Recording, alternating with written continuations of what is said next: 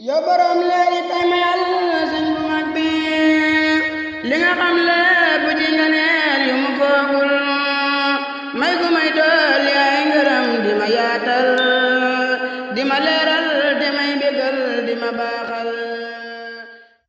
bismillahi barkeb Sëriñ Tuuba fas yéene lëggéeyal Sëriñ Tuuba. assalaamu aleykum wa rahmatullahi taala wa barakaatuhu.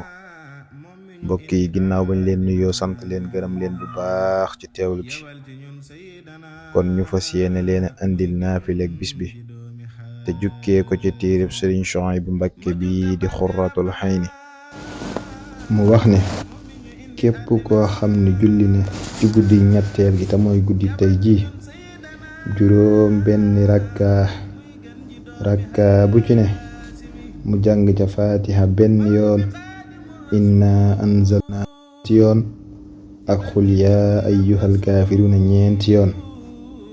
wax na ni képp koo xam ni def na julli gi dana mel ni ku goreel junniy jaam ak ku jox ndogu junni ñu woor, woddu junni ñu rafle, lele junni ñu xiif. dees na ko ca bindal itam tuyaaba ju toll ni limub njanaaw yi ci àdduna yépp. dees na ko ca defal li ñuy defal jaami yàlla yi gën a baax ak ñi dee ci xare, te deesu ko fitnaal ci bàmmeel, deesu ko mbugal yitam ci bàmmeel. mbokk yi, kon julli gu am solo ngi nii. maa ngi sàkku képp ku ko def nga ñaanal ñu dajee cee ngërëmal sëriñ bi. ñi ngi leen di sant di leen gërëm di leen ñaanal kooru jàmm bu suñ borom nangu bi jaahi sayyidina muhammadin sallallahu taala alayhi bi alihi wa sahbihi wa sallam, ci barkeb Sëriñ Tuuba.